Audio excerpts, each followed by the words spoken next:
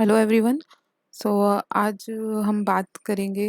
ये आपका BSc third year का पेपर क्वांटम मैकेनिक्स हम पढ़ रहे हैं और उसमें अब तक हमने ब्लैक बॉडी रेडिएशन और कॉम्पटन इफेक्ट और photo electric effect, de Broglie wavelength, wave particle जो नेचर को शो करती है वो अब तक हमने पढ़ लिया है। तो हम देख रहे हैं कि धीरे धीरे क्वांटम मैकेनिक्स की अंडरस्टैंडिंग डेवलप हो रही है। सो आज हम बात करेंगे उसी उसमें हाइजेनबर्ग अनसर्टेनिटी प्रिंसिपल। ठीक है, हाइजेनबर्ग का अनिश्चितता का सिद्धांत। तो ये क्या कहता है, तो वो हम देखेंगे। So let's start. So Heisenberg uncertainty principle क्या कहता है? हाइजेनबर्ग ने क्या कहा कि हम कोई भी मैटर है उसका इन 1927 ने हाइजेनबर्ग 1927 में हाइजेनबर्ग ने एक प्रिंसिपल डेवलप किया ड्वेल नेचर ऑफ मैटर को लेके। तो उन्होंने कहा कि कोई भी दो कैनोनिकली कॉन्जुगेट वेरिएबल जो हैं उनको एक साथ प्रिसाइसली मेजर करना क्या है, इम्पॉसिबल होता है। तो इसका मतलब क्या है, इसको अभी आपको ये समझ में नहीं आएगा, लेकिन कि उनको साइमल्टेनियसली साइमल्टेनियसली मतलब क्या होता है कि एक साथ एक ही टाइम पे आपके दो जो वेरिएबल्स हैं, जो भी आपके मेजरेबल क्वांटिटीज़ हैं, ठीक है, उनको डिटरमाइन करना क्या है, इम्पॉसिबल है, प्रैक्टिकली इम्पॉसिबल है। ठीक है, तो इसी के बारे में आज हम पढ़ेंगे कि अनसर्टेनिटी प्रिंसिपल क्या होता है और इसका प्रूफ क्या है।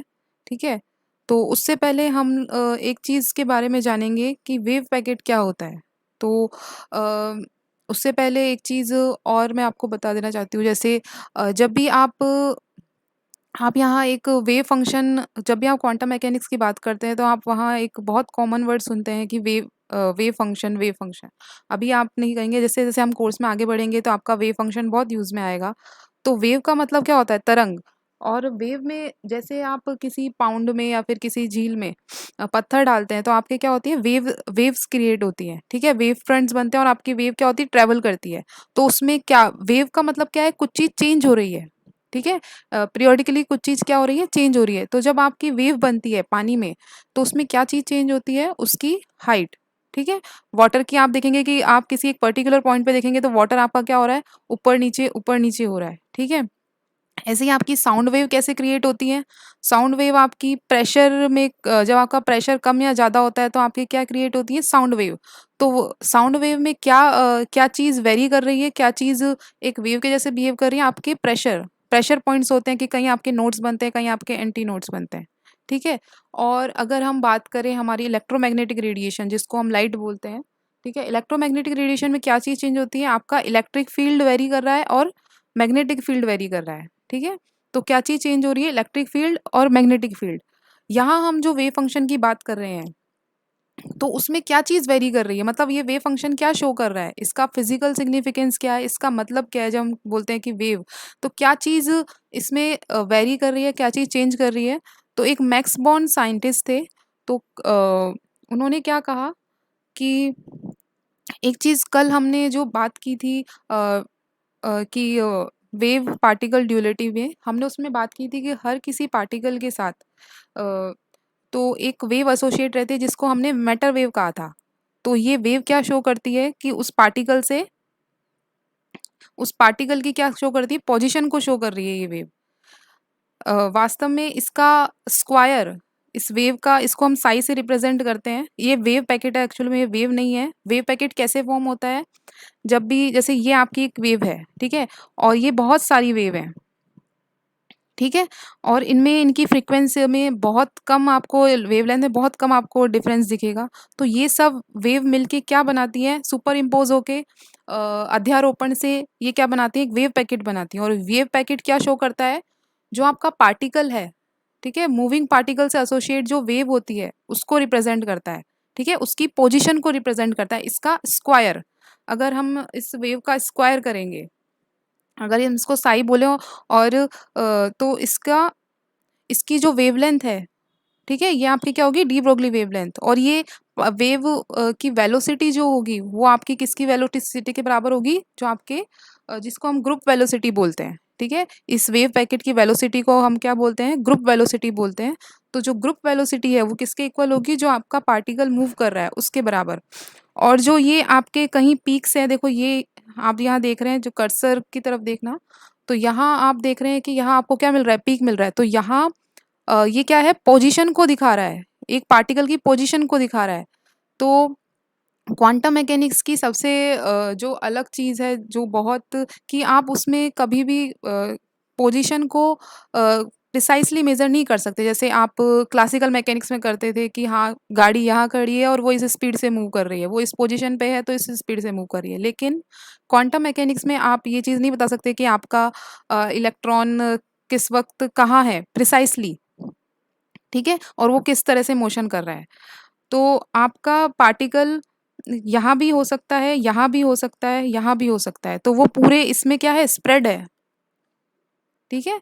वो यहाँ भी हो सकता है और इसका स्क्वायर हम करेंगे तो हमें प्रोबेबिलिटी मिलेगी कि सबसे ज़्यादा पाए जाने की पोज़ीशन। ऐसा नहीं है कि वो एक ही टाइम पे सब जगह है। ये क्या दिखा रहा है? सिर्फ़ प्रोबेबिलिटी। इसका स्क्वायर प्रोबेबिलिटी दिखाता है। ये आपका वेव फ़ंक्शन है।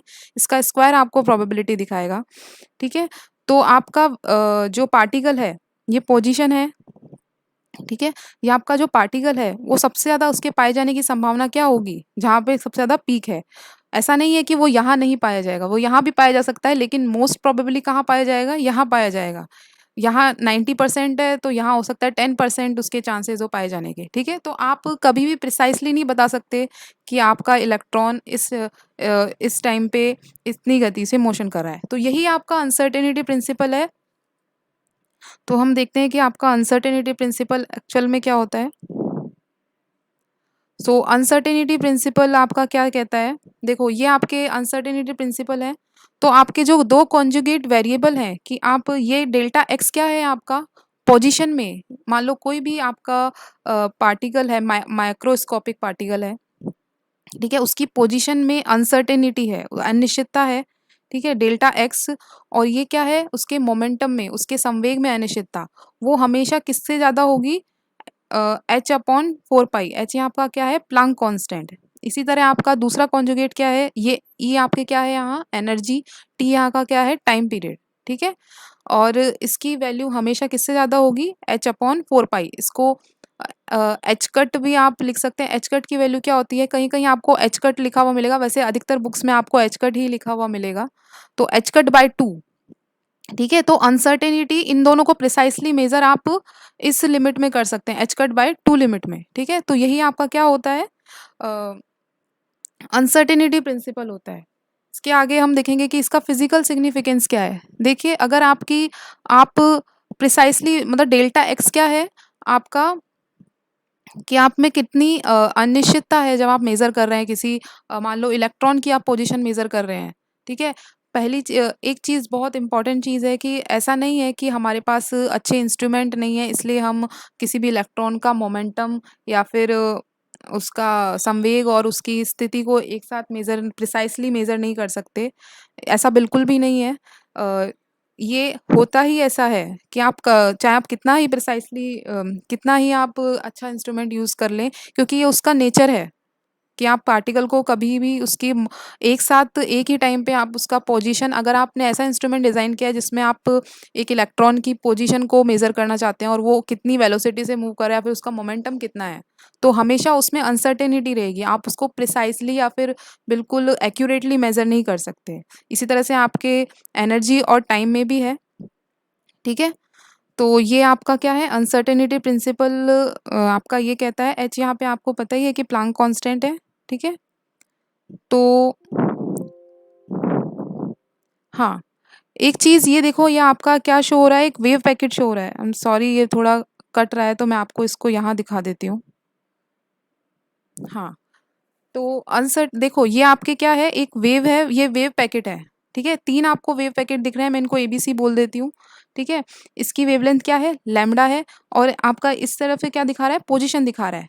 तो ये मैंने क्या कहा था, जो वेव पैकेट है वो आपका क्या शो करता है? पोज़ीशन शो करता है, प्रोबेबिलिटी शो करता है, अगर हम उसका स्क्वायर करें।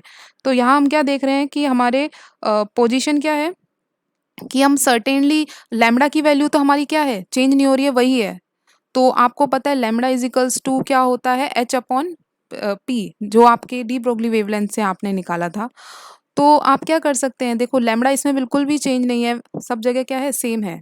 ये स्प्रेड है आपका एक पार्टिकल का, क्या दिखा रहा है, ये एक आपके मान लो इलेक्ट्रॉन है, उसका क्या दिखा रहा है, वेव फंक्शन है, ठीक है, वेव पैकेट है, और ये उसका क्या दिखा रहा है, पोजीशन को दिखा रहा है। तो आपकी पोजीशन उसकी कहीं भी हो सकती है, देखो यहाँ भी हो सकती है, यहाँ भी हो सकती है, और सब जगह होने की प्रोबेबिलिटी है, ठीक है। प्रिसाइसली कहाँ है हम वो नहीं बता सकते, लेकिन प्रोबेबिलिटी बता सकते हैं कि यहाँ भी हो सकता है, यहाँ भी हो सकता है, यहाँ भी हो सकता है, ठीक है। लैम्ब्डा यहाँ क्या है, आप देख रहे हैं कि लैम्ब्डा चेंज नहीं हो रहा है बिल्कुल भी, ठीक है, पूरे एक्स की वैल्यू में।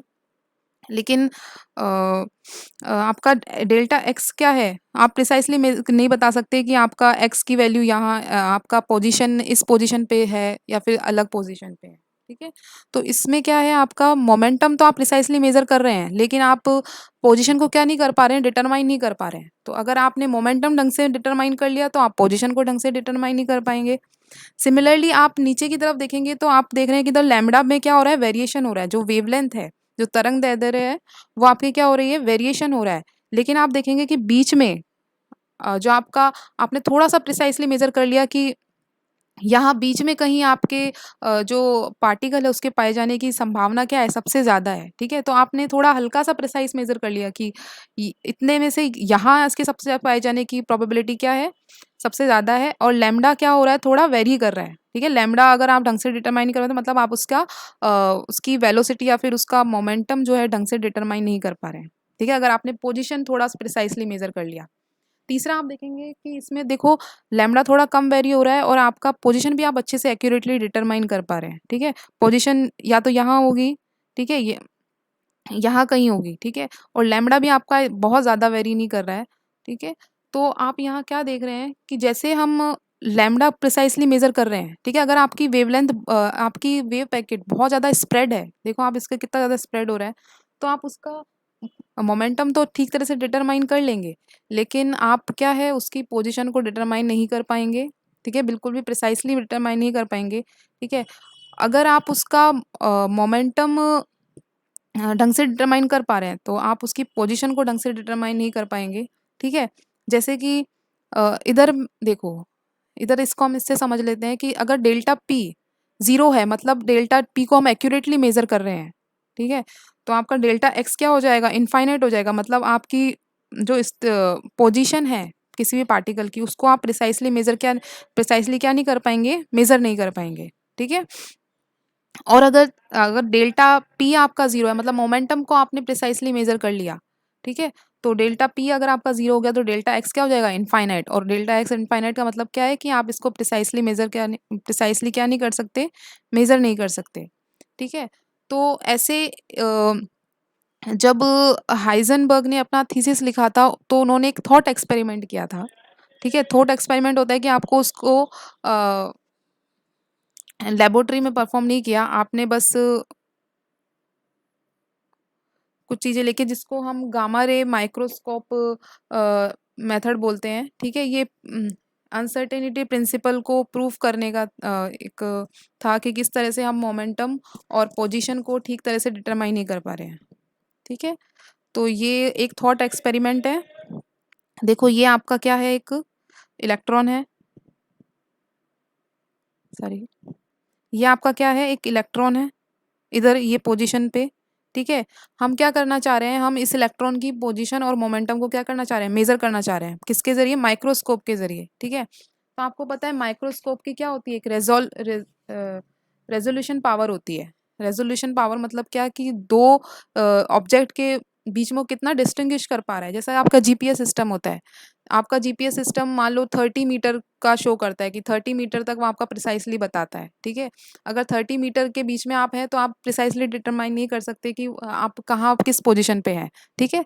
तो वो उसकी क्या है, रेजोल्यूशन पावर। ऐसे ही आपके जो आपने काफ़ी टाइम रेजोल्यूशन पावर विभेदन क्षमता जिसको आप बोलते हैं कि दो लाइन्स हैं उसके बीच में आपका कितना डिटरमाइन कर पा रहा है, उनको कितना अलग अलग देख पा रहा है आपका लेंस, वो आपके क्या होते हैं, उसका माइक्रोस्कोप का क्या होता है, रेजोल्यूशन पावर होता है, ठीक है। तो हम इसमें क्या कर रहे हैं, गामा रेज का यूज़ कर रहे हैं। ये हमारे इलेक्ट्रॉन है, ठीक है। इलेक्ट्रॉन पे हम क्या कर रहे हैं, गामा रेज इंसिडेंट करा रहे हैं और और फिर गामा रेज का देख रहे हैं, गामा रेज को देख रहे हैं कि वो कितनी स्कैटर्ड होती हैं, उस हिसाब से हम इलेक्ट्रॉन को क्या कर रहे हैं, उसकी पोजीशन और मोमेंटम मेज़र करना चाह रहे हैं। लेकिन आप एक चीज़ देखेंगे, जैसे ही हम इस पे फोटोन एक पी मोमेंटम का एक फोटोन इस पे इंसिडेंट करवाएँगे, तो आपका क्या होगा, वो इलेक्ट्रॉन की पोजीशन को क्या कर देगा, चेंज कर देगा उससे टकरा के, ठीक है? स्कैटरिंग के बाद। तो हम क्या करेंगे, उसका हम ठीक तरह से डिटरमाइन नहीं कर सकते कि वो एग्ज़ैक्टली किस पोजीशन में है, ठीक है? और इसका रेज़ोल्यूशन देखो, और उसमें अनसर्टेनिटी को हम क्या बोलते हैं, डेल्टा एक्स, ठीक है? तो यहाँ हम देखते हैं कि the precision with which the electron can be located delta x define the resolution power of the microscope. तो ये आपने काफ़ी जब आप 12th क्लास में पढ़ते हैं तो ये आपने देखा होगा, ठीक है? Delta x is equals to sine theta lambda delta x, ठीक है? डेल्टा एक्स क्या है, यहाँ हमारा जो हमारी पोजीशन है, ठीक है, हमारे इलेक्ट्रॉन की पोजीशन है, उसको डिटरमाइन करने में जितनी आपकी अनसर्टेनिटी आ रही है, जो अनिश्चितता आ रही है, जितनी आपके एरर आएगी, ठीक है, वो आपकी क्या है, डेल्टा एक्स है। यहाँ आप क्या देखेंगे, लैम्डा क्या है, जो हम इंसिडेंट करा रहे हैं, जिस उसकी वेवलेंथ, जो हम फोटोन इंसिडेंट करा रहे हैं, गामा रे इंसिडेंट करा रहे हैं, उसकी क्या है, वेवलेंथ है। जैसे जैसे हम देखो लैम्डा की वैल्यू बढ़ाएंगे, वैसे वैसे आपकी पोजीशन उतना ही आप क्या करेंगे, उतनी अनसर्टेन हमारी डेल्टा एक्स की वैल्यू उतनी क्या होगी, बढ़ेगी। जैसे जैसे हम थीटा साइन थीटा की वैल्यू बढ़ाएंगे, वैसे वैसे आपका डेल्टा एक्स की वैल्यू क्या होगी, कम होगी। तो यहाँ थीटा क्या है, सॉरी, तो इस एक्सपेरिमेंट में आप देखेंगे आपका थीटा क्या है, तो थीटा आपका जो लेंस है माइक्रोस्कोपिक, उससे क्या है, ये एंगल जो आपका है ये थीटा है, ठीक है? तो आपका लेंस इस एरिया में अगर आपके वो इंसिडेंट होगा, ठीक है, अगर फोटोन जो भी आपने गामा रे इंसिडेंट कराई है, अगर इससे टकराने के बाद स्कैटर्ड जो हम फोटोन है उसकी हम निकालेंगे, उस हिसाब से फिर हम इलेक्ट्रॉन का निकालेंगे कि इलेक्ट्रॉन कितना मोमेंटम ट्रांसफर हुआ, ठीक है? इसका पहले मोमेंटम कितना था, इलेक्ट्रॉन से टकराने के बाद इसका मोमेंटम कितना है, उस हिसाब से हम क्या निकालेंगे, मोमेंटम में कितना चेंज हुआ, उस हिसाब से हम इलेक्ट्रॉन का मोमेंटम निकाल सकते हैं, ठीक है, मोमेंटम कंजर्वेशन से, ठीक है? तो थीटा क्या है कि इस एरिया में अगर आपके इस रीजन में अगर आपका स्कैटर्ड होगा, ठीक है, तो वो आपको इस रीजन में क्या कर देगा, वो आपके डिटेक्ट कर सकता है, ठीक है, सिर्फ इस रीजन में आने वाले, इसके बाहर अगर कोई आपका स्कैटर्ड होता है तो उसको आपका लेंस क्या नहीं कर पाता, डिटेक्ट नहीं कर पाता। तो ये एक रेस्ट्रिक्शन है, यहाँ हो गया, ठीक है, ठीक है। जैसे जैसे आप लैम्डा स्मॉल लेंगे, तो हमने गामा रेज ही क्यों यूज़ किया है, क्योंकि लैम्डा स्मॉल लेंगे तो आपका डेल्टा एक्स भी उतना ही क्या हो जाएगा, छोटा हो जाएगा, ठीक है।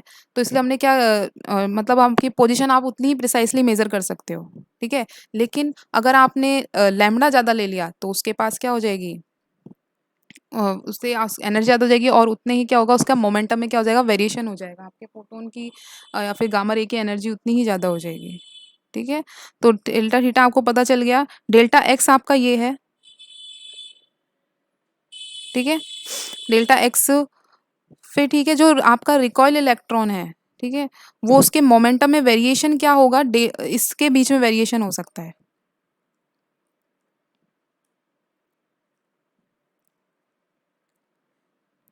देखो उसका momentum H cut slash lambda है, ठीक है, जब वो इंसिडेंट हुआ, और उसका मोमेंटम कहाँ से कहाँ तक वेरी कर सकता है, उसका संवेग plus delta H cut sine theta से लेके इधर तक, इन दोनों के बीच में वेरी कर सकता है। तो हमने मोमेंटम को रेस्ट्रिक्ट कर दिया, तो आप देखेंगे कि मोमेंटम में जो चेंज है वो क्या है, two H H lambda sine theta, ठीक है। हमारे पास डेल्टा एक्स है, डेल्टा पी एक्स है।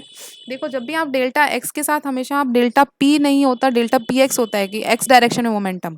ऐसे ही आप वाई डायरेक्शन के लिए भी लिख सकते हैं, delta x into delta p x, ठीक है। तो इन दोनों का प्रोडक्ट करेंगे तो आपको क्या मिलेगा, साइन थीटा कैंसिल, लैम्डा से लैम्डा, और ये एच मिलेगा, इधर शायद इन्होंने ये गलत है, तो इधर से आप एच कट क्या होता है आपका, एच कट आपका क्या होता है, h/2 होता है, h/2 पाई होता है, ठीक है। तो यहाँ आपको जो आपका अनसर्टेनिटी प्रिंसिपल था, जो हाइजेनबर्ग ने दिया था, वो आपको क्या होता है, मिल जाता है। तो इस तरह से एक थॉट एक्सपेरिमेंट के जरिए हाइजेनबर्ग ने ये डिटरमाइन किया। एक थॉट एक्सपेरिमेंट उन्होंने अपनी थीसिस में लिखा था, एक्चुअली ये थॉट एक्सपेरिमेंट ये कभी परफॉर्म नहीं किया गया, लेकिन उसके ज़रिए उन्होंने बताया कि किस तरह से आप अगर आप मोमेंटम को प्रिसाइसली मेज़र करना चाहते हैं, तो आप पोजीशन में अनसर्टेनिटी आ जाती है, और जब आप किसी पार्टिकल के संवेग को ठीक तरह से मेज़र कर पाते हैं, तो आपके उसमें पोजीशन में आपके अनसर्टेनिटी आ जाती है, ठीक है? और तो आज के सेशन से जो आपका एक क्वेश्चन है, तो वो आपको क्वेश्चन करना है। तो इसमें क्या है, एक हाइड्रोजन एटम है जिसकी रेडियस क्या है, 5.3 इंटू 10⁻⁻11 है, ठीक है? आपको अनसर्टेनिटी प्रिंसिपल, अनिश्चितता के सिद्धांत को यूज करते हुए मिनिमम एनर्जी निकालनी है इलेक्ट्रॉन की, ठीक है, उस एटम के अंदर, ठीक है? तो थोड़ा इसमें आपको मुश्किल सवाल है, तो मैं आपको थोड़ा हिंट दे देती हूँ। उसमें आपको पहले पोजीशन वाला अनसर्टेनिटी प्रिंसिपल लगाना है, उसके बाद आपको उधर से मोमेंटम निकलेगा, तो मोमेंटम से आपको जो एनर्जी के लिए अनसर्टेनिटी प्रिंसिपल है वो निकालना है। और जो टाइम पीरियड होता है आपके किसी एटम के लिए, वो 10⁻⁻8 सेकेंड होता है। तो डेल्टा टी आपका 10⁻⁻8 सेकेंड होगा। तो इसको कोशिश करना आप सॉल्व करने की, बहुत अच्छा क्वेश्चन है, ठीक है? Thank you.